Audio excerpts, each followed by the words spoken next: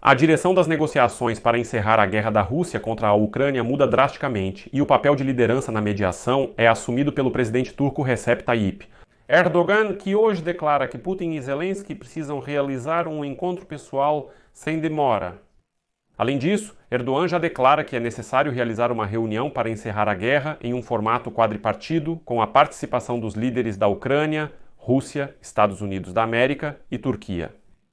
Mas aqui é muito importante que Erdogan agora está se apressando de todas as formas para concluir um acordo de paz o mais rápido possível, porque ele sabe que o Senado dos Estados Unidos da América prepara a votação de um projeto de lei sobre sanções contra a Rússia, que também impactará a Turquia, porque está claramente especificado nele que haverá sanções secundárias contra daqueles países que compram portadores de energia da Rússia. Essas sanções consistirão em tarifas de 500% sobre todos os produtos desses países que entrarem nos Estados Unidos da América. Como vocês sabem, a Turquia compra portadores de energia justamente da Rússia. Erdogan conversou por telefone com Zelensky, discutiram o primeiro encontro em Istambul entre as delegações ucraniana e russa e a preparação para o próximo, que provavelmente acontecerá na segunda-feira, 2 de junho. Mas o que é muito importante, o lado turco começou a criticar a Rússia e a dizer que é justamente a Rússia que está em uma posição absolutamente desfavorável aos olhos dos Estados Unidos da América e da comunidade internacional. Por quê? Porque, segundo o ministro das Relações Exteriores da Turquia, Hakan Fidan, a Ucrânia e a Europa demonstraram flexibilidade no processo de negociações, porém a Rússia não faz isso. E, consequentemente, já está mais do que óbvio para todos que é justamente a Rússia que está sabotando qualquer negociação e não pretende conduzi-las de forma honesta. Essa declaração do ministro das Relações Exteriores da Turquia, Hakan Fidan, foi feita na véspera das negociações que provavelmente acontecerão em 2 de junho em Istambul. Neste episódio, vamos discutir com vocês o papel crescente da Turquia nessas negociações. Então, o que Recep Tayyip Erdogan está planejando? Meu nome é Alexei Petty. Hoje é 31 de maio no calendário. Em seguida vou falar sobre tudo em ordem. Mas antes de começarmos, peço que você se inscreva neste canal, deixe um like neste episódio e escreva seu comentário. Além disso, inscreva-se no meu canal do Telegram. O link para ele está na descrição deste vídeo. Lá publicamos notícias em tempo real assim que elas chegam. Então, agora vamos falar sobre tudo em ordem. Como vocês sabem, recentemente houve uma conversa telefônica entre o presidente da Turquia, Recep Tayyip Erdogan, e o presidente da Ucrânia, Vladimir Zelensky. E então, durante a conversa telefônica com Zelensky, Erdogan declarou que, após a conclusão das negociações entre as delegações ucraniana e russa, o próximo passo no caminho para a paz deve ser um encontro em nível de chefes de Estado. Isso é afirmado em um comunicado da assessoria de imprensa da presidência da Turquia. De acordo com a declaração de Ankara durante a conversa, Erdogan destacou que a possível discussão sobre o cessar-fogo durante a segunda rodada de negociações em Istambul, prevista para 2 de junho, pode se tornar uma etapa importante no avanço do processo de paz. Simultaneamente, o presidente turco demonstrou confiança de que a participação das delegações de ambos os lados nas negociações ampliadas contribui significativamente para manter uma dinâmica positiva. Segundo o serviço de imprensa da presidência da Turquia, Erdogan está convencido de que, após a conclusão das negociações em nível de delegação, deve seguir-se a etapa do diálogo direto entre os líderes dos países e que essa medida precisa ser tomada sem maiores atrasos. Por sua vez, Zelensky também comunicou sobre a conversa com Erdogan. Ele já deu um pouco mais de detalhes. Em particular, o presidente Zelensky declarou o seguinte: conversamos com Erdogan sobre o primeiro encontro em Istambul. A troca de prisioneiros é uma conquista significativa, porém isolada. É necessário um cessar-fogo para avançar em direção à paz. É preciso parar de matar pessoas. Ele afirmou que a conversa também tratou do possível segundo encontro em Istambul e as condições para a Ucrânia participar dele. Citação: de qualquer forma, vemos que esse encontro não pode e não deve ser vazio. Também foi discutida a possibilidade de organizar uma reunião quadripartite ao nível dos líderes da Ucrânia, Rússia, Turquia e Estados Unidos da América. Esse é um momento importante, ou seja, Erdogan conseguiu de certa forma se inserir nessa história porque na véspera Donald Trump sugeriu uma reunião tripartite entre Putin, Zelensky e Trump para negociar finalmente a assinatura de algum tipo de acordo de paz. Erdogan está se inserindo nessa história dizendo: eu serei o mediador, quero participar dessa história e, de certa forma, obter certos benefícios dessas negociações. E aí Zelensky diz que já está sendo discutida uma reunião quadripartite. Por sua vez, Erdogan acrescentou que Ankara continuará a envidar esforços para alcançar uma paz justa e duradoura na guerra da Rússia contra a Ucrânia. E Erdogan repetiu mais uma vez que o mais importante é que o encontro aconteça em nível de líderes. E lembro que, na véspera da conversa com Erdogan, Zelensky declarou que nem o lado ucraniano, nem Washington, nem a Turquia têm sequer a menor informação sobre o memorando russo para o cessar-fogo. Segundo ele, Moscou está deliberadamente escondendo o conteúdo do documento, o que causa surpresa. Citação: eles estão sempre fazendo algo para provar que são o sujeito mais inadequado do mundo. Mas é justamente isso que convence a todos da necessidade de uma nova pressão sobre a Rússia. Vou relembrar um pouco do contexto.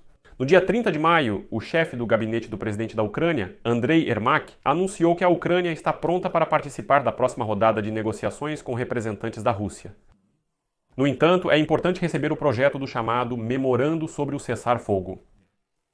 Em 28 de maio, a Rússia declarou ter proposto à Ucrânia a realização da próxima rodada de negociações em 2 de junho em Istambul. O chefe do Ministério das Relações Exteriores da Federação Russa, Sergei Lavrov, afirma que o lado russo está pronto para fornecer o memorando sobre o cessar-fogo e dar as explicações necessárias apenas durante o próximo encontro. Antecipadamente afirmam que não enviarão nada a ninguém. Ao mesmo tempo, o ministro da Defesa da Ucrânia e chefe do grupo de negociação, Rustem Umerov, no dia 28 de maio, ele informou que entregou à Rússia um documento ucraniano com a posição sobre o cessar-fogo e declarou que o lado russo está atrasando o processo de entrega do seu memorando. E no Ministério das Relações Exteriores da Ucrânia acreditam que a Rússia tem medo de entregar à Ucrânia seu memorando sobre o cessar-fogo, porque ele provavelmente contém exigências irrealistas. E fica bastante óbvio que, dessa forma, o Kremlin está simplesmente tentando colocar a Ucrânia em uma armadilha nessas negociações, apresentar exigências absolutamente absurdas em 2 de junho, as quais a Ucrânia, é claro, não concordará. E então, no final, a Rússia dirá que é a Ucrânia que está sabotando as negociações. Mas há um detalhe crucial aqui, sobre o qual ainda falaremos. Esse é o reconhecimento de China Kellogg de que, durante a conversa telefônica entre Trump e Putin, você se lembra, não é? Neste mês, Putin prometeu a Trump enviar aquele memorando sobre o cessar-fogo dentro de uma semana. Essa semana já passou faz tempo? Trump está em silêncio sobre isso. Mas voltemos à Turquia. A questão é que, em Ankara, começaram a adotar uma posição mais dura em relação à Rússia. E aí, o ministro das Relações Exteriores da Turquia, Hakan Fidan, que recentemente visitou a Rússia e depois esteve em Kiev, declara que há uma falta de flexibilidade por parte da Rússia no processo de negociação. Ao final da guerra que a Rússia está travando contra a Ucrânia, isso pode colocar justamente a Rússia em uma posição desfavorável aos olhos da comunidade internacional, em particular e principalmente dos Estados Unidos da América. Segundo ele, os Estados Unidos da América têm um papel crucial no processo de encerramento da guerra russo-ucraniana. O presidente dos Estados Unidos da América, Trump, desde o início defendeu um cessar-fogo imediato. E segue a citação do diplomata turco. No momento, a Ucrânia e o lado europeu demonstraram flexibilidade ao se adaptarem à posição dos Estados Unidos e a aceitaram imediatamente. Agora, quando a Rússia não pode demonstrar o mesmo, ela pode acabar em uma posição desfavorável aos olhos dos Estados Unidos e da comunidade internacional que deseja o cessar-fogo. Em seguida, Fidan destacou que a Turquia transmitiu às autoridades russas, incluindo o ditador Putin, sua visão sobre os parâmetros para o cessar-fogo. Ankara também expressou disposição para atuar como mediadora na resolução pacífica. Citação: agora as partes precisam declarar umas às outras suas posições nas negociações e apresentar um documento de negociação. Mas, como já disse, a Rússia não pretende apresentar nenhum documento de negociação. Eles estão tentando enganar todo mundo novamente. E agora fazem isso abertamente, sem nem tentar disfarçar ou esconder algo. Não, vou repetir mais uma vez. Depois das negociações em Istambul, no dia 16 de maio, a Rússia mesma declarou que classe. Nós concordamos que a Ucrânia e a Rússia apresentariam seus memorandos sobre o cessar-fogo, sua visão de como cada lado vê o fim da guerra.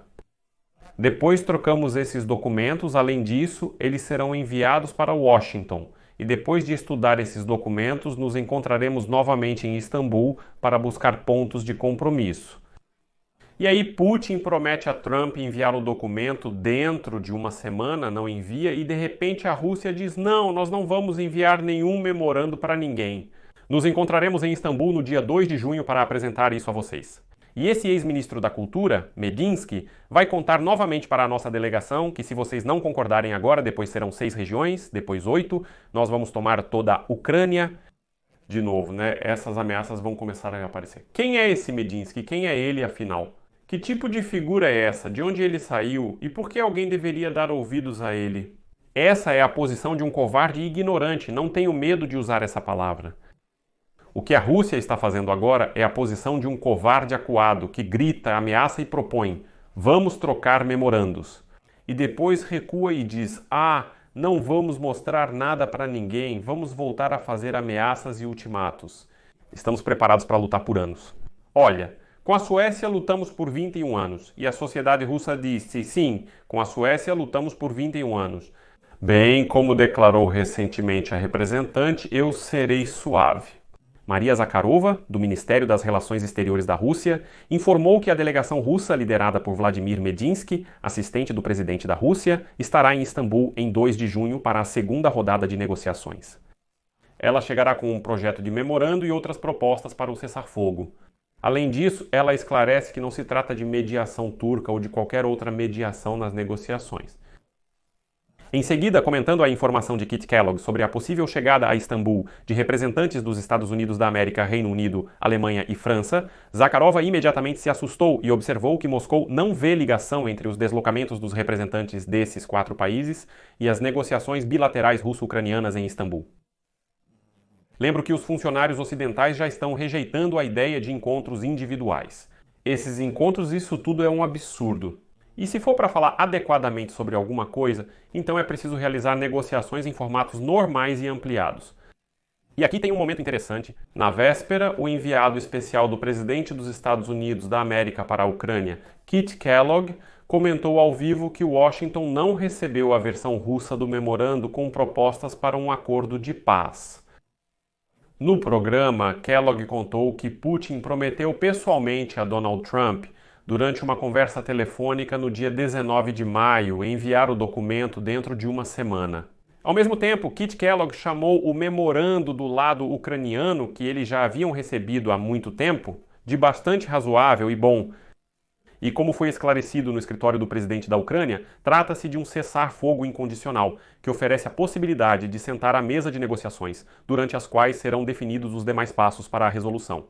Ao mesmo tempo, em Kiev consideram inaceitável o reconhecimento jurídico da Crimeia, das chamadas República Popular de Donetsk e República Popular de Lugansk, bem como das regiões de Zaporozhye e Kherson, como parte da Rússia, como insiste Moscou. É por isso que eles nem propõem o seu memorando, porque entendem que, bem, obviamente ali nem há sobre o que conversar. Erdogan está buscando assumir um papel de liderança nessas negociações.